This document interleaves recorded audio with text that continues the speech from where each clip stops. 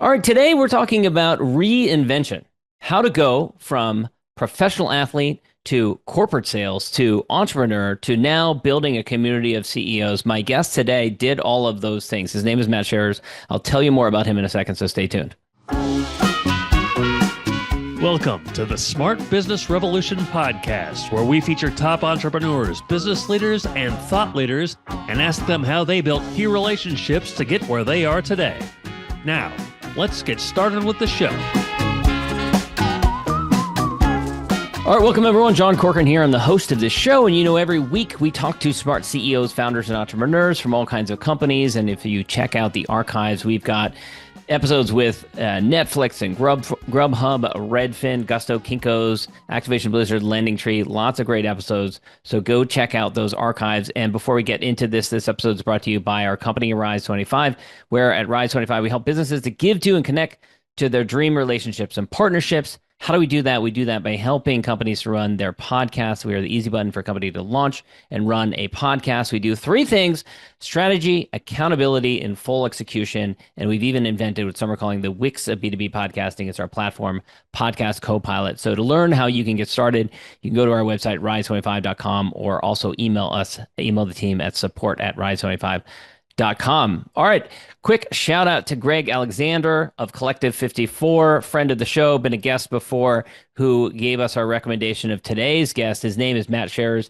He's a managing partner at ETJ Advisory, which we'll talk about what that stands for in a moment. He brings decades of experience in executive leadership, board advisory, and sales strategy. And he works with CEOs, particularly founders and second CEOs in private equity backed companies, helping them to navigate all the different things that they have to navigate, like leadership transitions, scaling organizations, aligning teams for growth, that sort of thing. And before that, he was executive chairman and CEO of SBI, the growth advisory consulting firm focused on B2B revenue growth. And earlier in his career, did sales and was even a professional athlete. So we're going to talk about all of those things. But first, before we even get into those interesting topics, Matt, I'd love to know what people were like as a kid.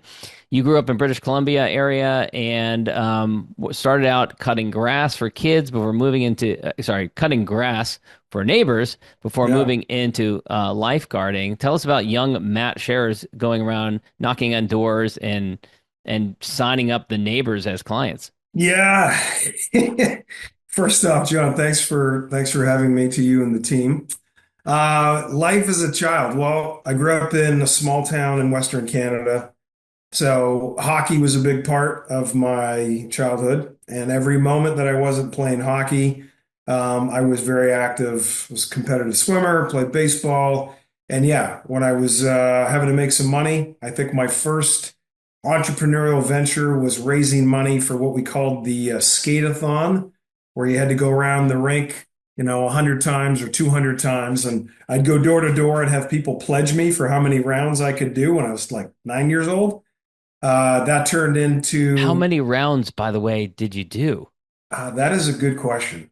Whatever the number was, because it actually wasn't that high of a bar, I think I was able to get over it. I think it was like either 100 or 150 laps around the arena. I think that it was more, that was the early days of maybe everybody gets a ribbon because we were raising money. I think I'm getting dizzy even thinking of it, but yeah, man. Early 80s. But I enjoyed back then even knocking on the door and giving people my pitch. And when they would say they pledged 25 cents, I would often say most are pledging 50. So it seemed like I had maybe some commercial instincts as a young man. And if they said 50, you said most are pledging 75? I would say if you're going to do 50, you might as well do a buck. So. That's great. But and did this come naturally to you? Did you have someone in your life that you learned this from? Yeah, like my parents, neither were in sales. My dad was a very authoritative speaker. He could command a room. So, and he was my brother and my swim coach. So I would watch him as he would like captivate attention. And I started to mirror, and I think probably still do, some of the things that he would do, just the way that he would articulate himself. Hmm. And he was very big around our dinner table. You had to explain yourself. If you didn't understand what a word meant, you had to stop. You had to go to the dictionary, look up the word, and then come back to the table. True story. Mm. Wow. So, and if I ever said, Dad, what does that word mean? He would always say, what do you think it means? And if I didn't know, I had to go get the dictionary. Uh-huh. Did So, that teach you to not ask? Sometimes yes. it does. Yeah. My older brother Jay would kick me under the table Don't when ask. I would say that because he was Yeah. quieter than me. He would just look at me and be like, don't ask. So, So yeah, no, you, that you was my upbringing. It was a lot so of you fun. learning sales. Actually, I was just interviewing someone else who followed this progression. This is a common progression where it goes from like door to door in the neighborhood selling something, chocolates, candy, whatever, pledges. And then eventually you realize, oh, there's like higher leverage types of sales that I can do. And then that draws people into the world of business. Like rather than selling to my neighbors who aren't expecting to buy a chocolate bar on a Tuesday at 3 o'clock, then I'll sell to, businesses that are actually looking for a solution that I can Yeah. provide to them. And so eventually you end up in, well, first there's professional athlete. You become a professional Yeah, athlete. I What did. was it like being on the Canadian national team? That must have been phenomenal. Yeah, that was a thrill. It was a highlight. I left college early to sign with Team Canada at the end of my junior year. And I mean, as a young boy growing up in Canada, you dream about playing professional hockey and or putting on the jersey of your country.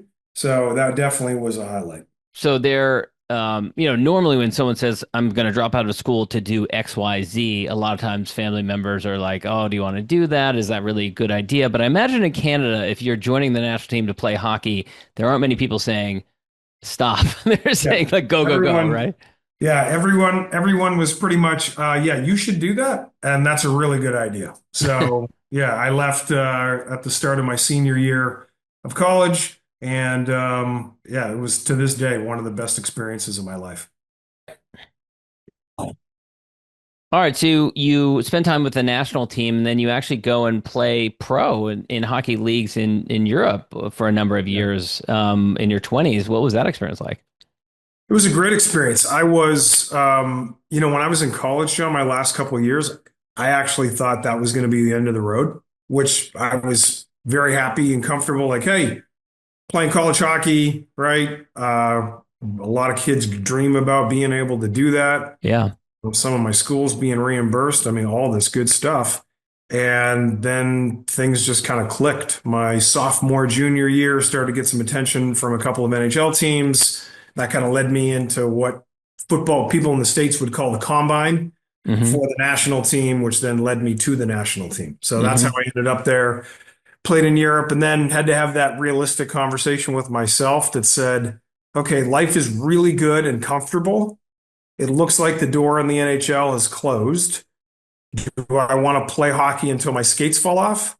Or do I want to move forward, kind of get going on the next chapter of my life? And And so, is Europe playing hockey in Europe? Obviously, the goal is to get to the NHL, right? Like playing hockey in Europe, I assume you're not paid as much. It's not as glamorous. There aren't as large teams there. Is that correct? well, at that time, or even right now, I mean, it is a great option. And from a money standpoint, it's the next most lucrative to playing in the NHL. Okay. In the 90s, when I was playing, mid 90s, if you went and played in Europe, you typically weren't affiliated with an NHL team. You were playing, in Germany, Switzerland, England, where I was. They pay for your house, they pay for your car, you get paid tax free. So if you compared like my minor league contract for an NHL team with what I was making in Europe, I was making two and a half times in Europe what I would have been back in North America, but I wasn't kind of one phone call away from getting called up to the Yeah. NHL. Got So it. it was more of like a lifestyle decision that a lot of Yeah. guys would make. Some guys would make it, they'd play 3, 4 years in the NHL, be on the fringe, go to Europe and play 10 years, bank a bunch of money, live a great life. Yeah. Um, and I had always had aspirations in business. And I got to that point. And honestly, my dad had passed away in 1996, right after right before I made Team Canada. And my mom was really the one who said, hey, like, I know you're having a good time, but like you're probably not going to play hockey for 40 years in Europe. Do you think maybe it's time you got a good education, you went to a really good school, you seem to have some other skill sets, so I credit my mom for It must have been a hard decision, though. Oh yeah. Yeah. Yeah, because I mean, Yeah. I left home at 16. I'm retiring from hockey at 26, so for a decade you were That defined was everything. by the sport. Yeah. Yeah. And it's nice to say to people, especially in Vancouver, hey, what do you do? Oh, I'm Right. a hockey player. Yeah. That must It's be glamorous. very glamorous, Yeah. right? I get into whatever bar I want, right? I got Yeah. summers off. Right. I'm playing a ton of golf, Right. right? All this, like you're living this bubblegum, juicy fruit commercial lifestyle. Right. And then all of a sudden you're like, oh, I'm an inside sales rep for Cintas. Right. Right. Doesn't open as That's many doors. that doesn't open doors. People No. go, huh? Yeah. Well, so I mean, my career is similar. I worked for DreamWorks, which was kind of like the Tesla of its day. It was an exciting company to work for, and then I worked in the White House, and that Yeah. opened doors like crazy. You literally can call anyone and leave a message and be like, "Yeah, call me back at the White House," and you get calls back from anyone in seconds. Yeah. And it's an amazing door opener. And then to go from that to, I went to going back to grad school, as a grad student, and it's a weird shift. I want to ask you about, we teased that this conversation was going to be about reinvention. So we're going to talk about some of your other chapters, but an interesting observation is, I have your professional bio here and it doesn't say anything about you being a former pro athlete. How do you feel about it now? I know it's many years later, but I mean, for me, like I'm thinking like that's amazing that you were a former pro athlete. You've done a lot, you've accomplished a lot in your career. But Yeah. how do you feel about it now? Like that it's something that you don't even really highlight. Yeah. Because, I mean, honestly, it's a good question. I guess I was just like, that was part of who I was, almost 30 years ago. I'm 52, right? So 25 years ago, it was a great part of my life. But where I am now and the work I'm doing now, while my athletic background and the discipline and the experience I learned playing hockey is transferable, I consider my business career and what I'm doing now and pouring back into ultra high achievers to be probably more recent to my business evolution than who I was in the mid 90s. Yeah. And we'll get to, you've got a business now that actually is helping amateur athletes to go pro. So we'll talk about that in a second. But so you do a stint in the corporate world, you go into sales. We talked about, a bit of kind of a setback or a couple of steps back to take a couple of steps forward. And then eventually SBI. So I mentioned him earlier, Greg Alexander. Talk a little bit about where that came about. How did you end up teaming up with him? Yeah, I was working at Cintas. I'd been there about a decade, which is a business services company, sold uniforms and floor mats and sanitation services, and it's a massive business. And I got there, it was about $1 billion, and when I left, it was about four. Mm, And they loved ex-military, ex-athlete, high disciplined, coachable, and I was coming out of hockey, so that was very my coachable. Yeah. so I went into that, moved up the ranks, became a vice president of sales. And while the work was good and I was making great money and probably more money than I imagined I would be making in my early 30s, I felt like there was more to do. And I was more intrigued by the system of selling and building a sales organization and how that worked. And I was interviewing with a couple of thought leaders, guys who had written books. And one of them happened to say to me, hey, you're not a right fit for us. The guy, Jeff Smart and Randy Street from GH Smart. And Hmm. they introduced me to Greg. And Greg had just started SBI with Aaron Bartels, the co-founder. So I Hmm. met them and I met Greg. We spent about, I don't know, 9 months, a year getting to know each other. And then, yeah, I guess 2008, end of 2008, they said, hey, let's go. So I was the first employee that joined the original partners. Now, was that a good time to start a company that was advising other companies on sales? Of course, it was a historically bad time economically. Yeah. Sometimes that's a great time to start a company helping other companies. Other times it's a horrible time. Yeah, John, I would tell you, and if Greg was on right now, he would say like it's better to be lucky than good, and you make the most of your lucky breaks, which is something his dad always told him. I don't think there was a lot of science like, oh, hey, we're in like this crazy financial reset in 2008. We were a small services firm. There was four of us, five of us, six of us, seven of us. So you It was hadn't built a big team at that point. You didn't hadn't have the built a large big overhead. Yeah, team, that very helps. cash generative business, we had Yeah. no debt, right? And then 2011, 12, we were like, oh man, I think we've got something here, right? Went Hmm. from 1 million a year to 2 million in revenue. We went from two to four, and we were climbing. Yeah. And then this sort of cottage industry of sales effectiveness really started to take shape in that decade between 2010 and 2020. And firms started popping up, and we stumbled into private equity on by accident. And then I Stumbled into serving private equity yeah, companies. Okay. yeah, and that was something that I dove into, Aaron and myself, while Greg and Mike sort of stayed focused on the core business and developing IP. Aaron and I went off to really figure out like this concept of doing due diligence, helping a private equity firm underwrite a new software company they were going to buy. What was the growth thesis? Could we improve sales productivity? And we started to carve this niche out in private equity. And about that time, probably 2014, 2015, there was a lot of attention around software companies that were private that were being taken, or sorry, public that were being taken private. Mm. And we started to work with the Premieras and the TPGs and the Bain Capitals of the world. And it just became a flywheel where people were like, man, if we're going to get great returns, we got to figure out how to grow the top line of these companies. And we were kind of right in the center of it. And it sounds like the way you're describing it, it sounds like it was largely project-based work, but did you find that it had a consistency to it, or did you build offerings that had more of a stickiness to it so that it wasn't like a boom and bust type of cycle that a lot of companies struggle with when they do project work?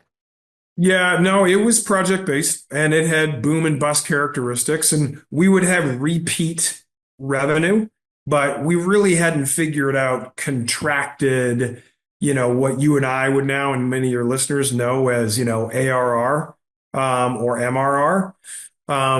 We experimented with a little bit of that. We did a lot to productize the offering. Hey, Hmm. this is how you do market segmentation.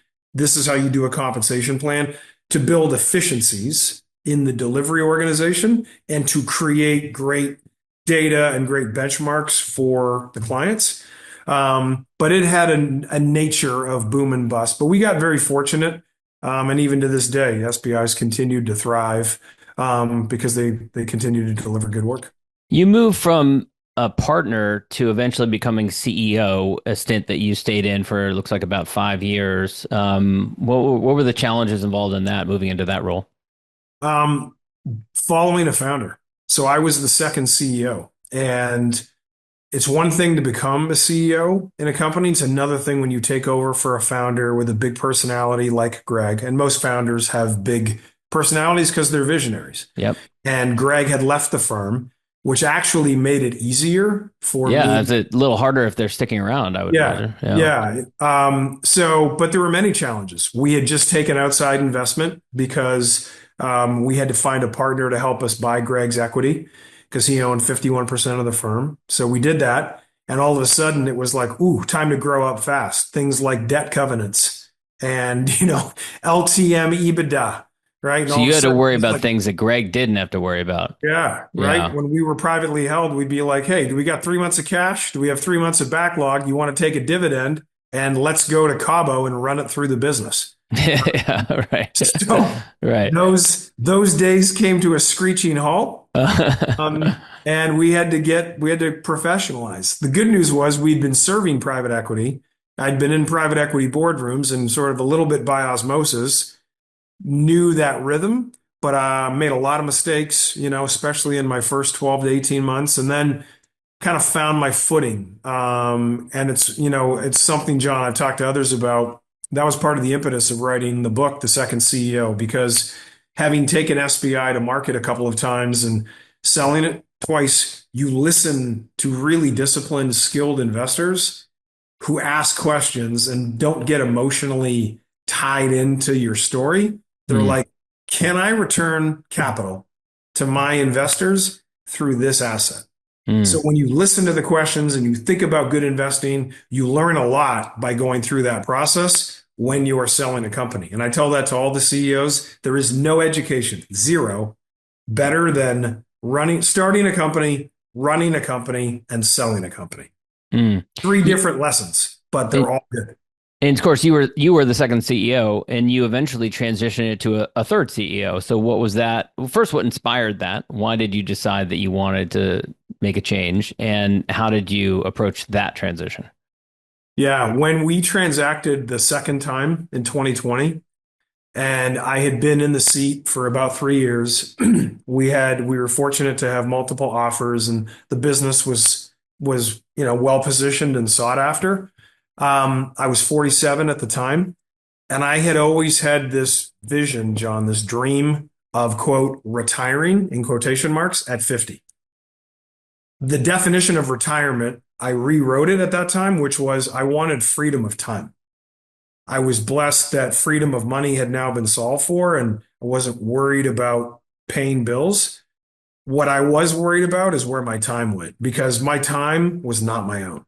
Mm, And the building of SBI, while it was a great run and a lot of guys did really well, I logged a lot of domestic miles. I missed a lot of things as a dad. mm, I've got 4 children, and I felt like, man, if I could make my 50s my best decade, what would I do?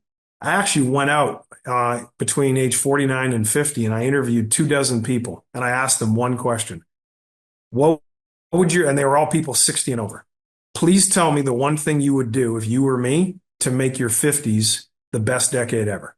hmm, And to a man or woman, time, number one, take care of your health for sure. Number two, number three, you don't need as much as you think you do. Don't lie to yourself. mm, And what the underpinning to that counsel was many people, and I see this in my community now and the CEOs I've worked with for the last couple decades, many people tell themselves they got to do one more run and they get so addicted to the private equity flywheel and to more money and a second house and a third house. And then you need a bigger boat.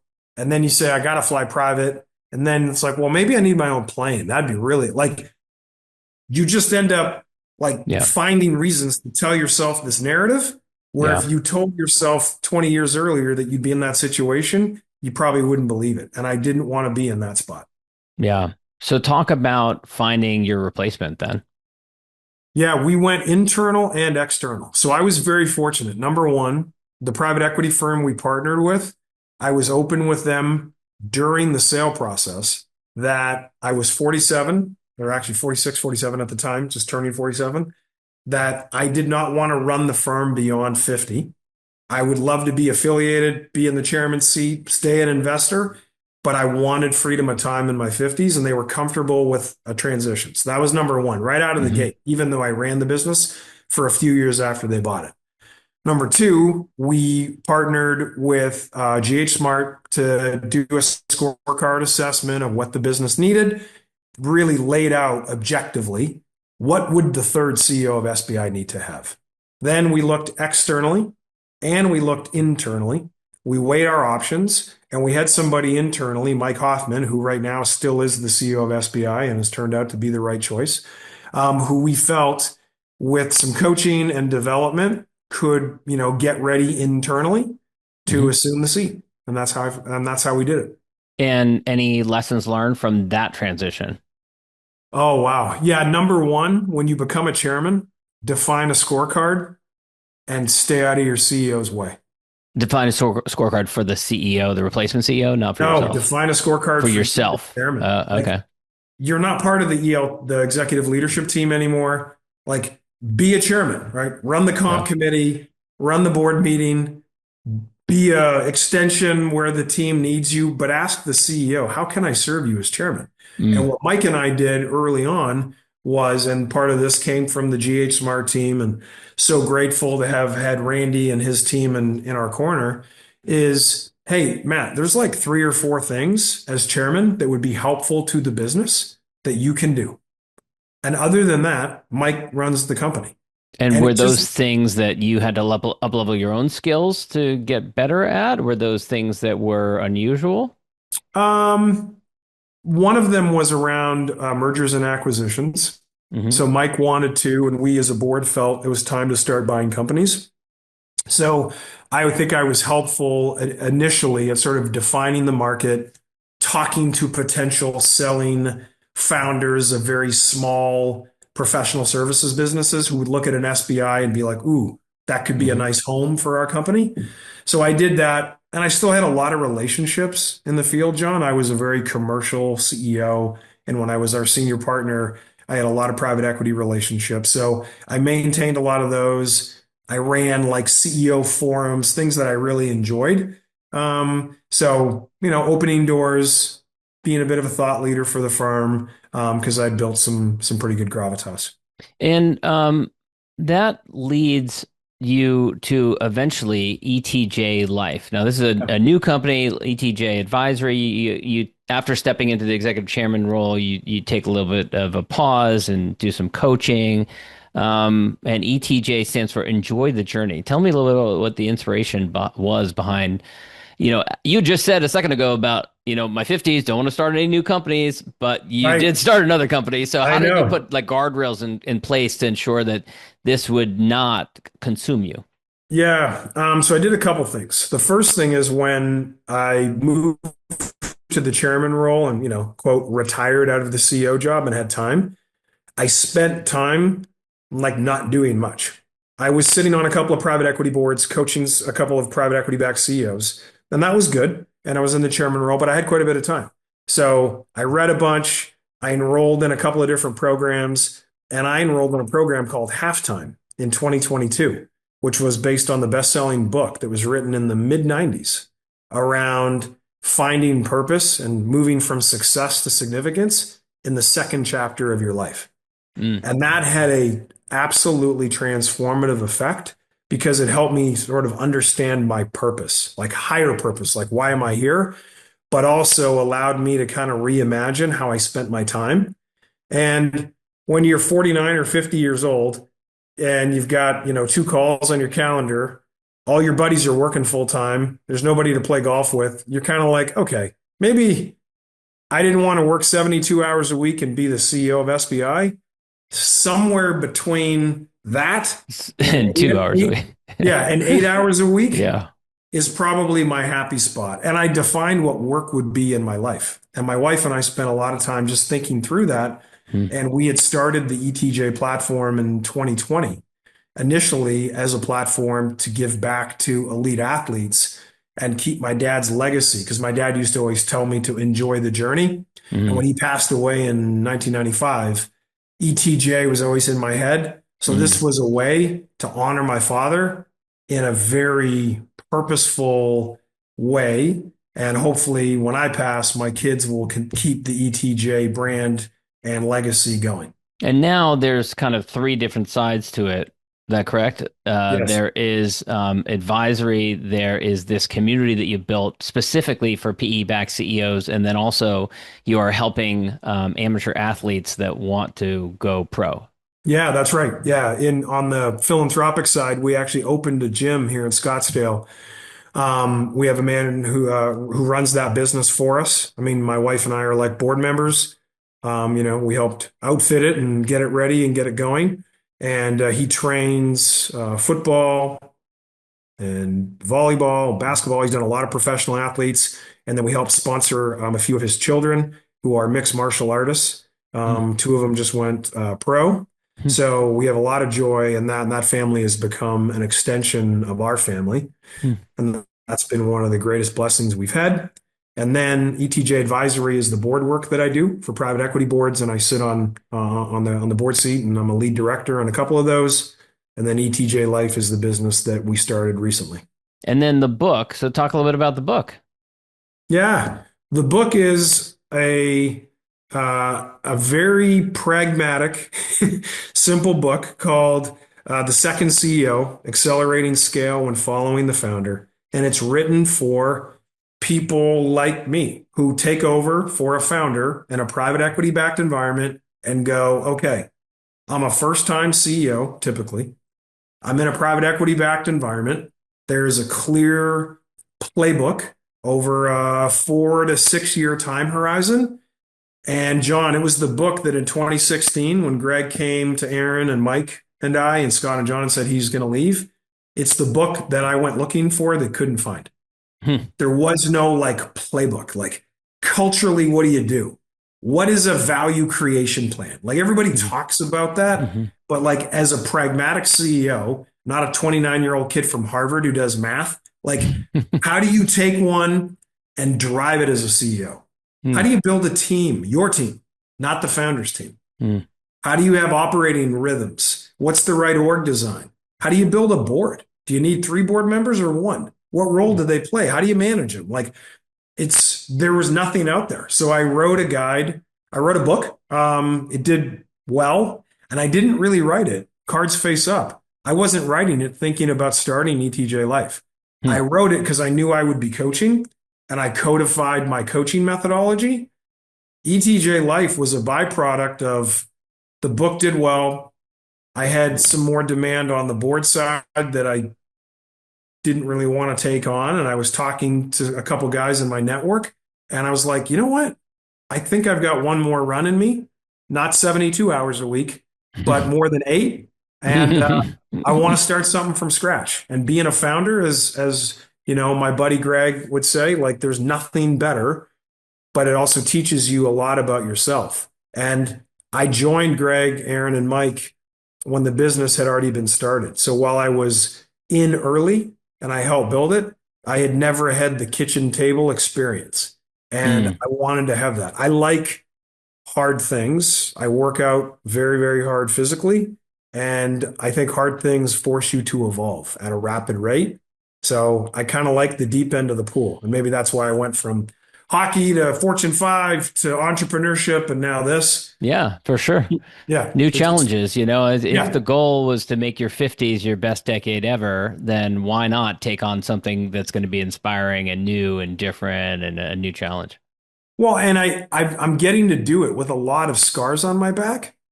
Having built SBI, now having worked with other private equity-backed businesses as a board member, seen some outcomes happen, done enough stuff. It's also the ability to apply those learnings. And I'm working with a couple of founding partners and my wife at the helm. And that's been an amazing experience because my wife is the yin and yang to me. I'm vision and commercial and ideas. And she is an accountant by trade, was, you know, in corporate accounting, led a massive finance team, super detailed. So that's great. And my 2 founding partners, Randall and Bob, bring complementary skill sets. And truly, Randall's the guy that runs the company day to day. So what I'm doing is teaching Randall how to run a services firm and build a community. And I work in the business, but I'm also like lead investor founder. Yeah, yeah. Matt, this has been great. Where can people go to learn more about you and connect with you and ask any questions if they have questions about these various businesses? Yeah, etjlife.com. So exactly as it sounds, or you can find me on LinkedIn. And John, I appreciate you having me. Great questions, and I love what you guys do. Absolutely. Matt, thanks so much for your time. Thanks for listening to the Smart Business Revolution podcast. We'll see you again next time, and be sure to click subscribe to get future episodes.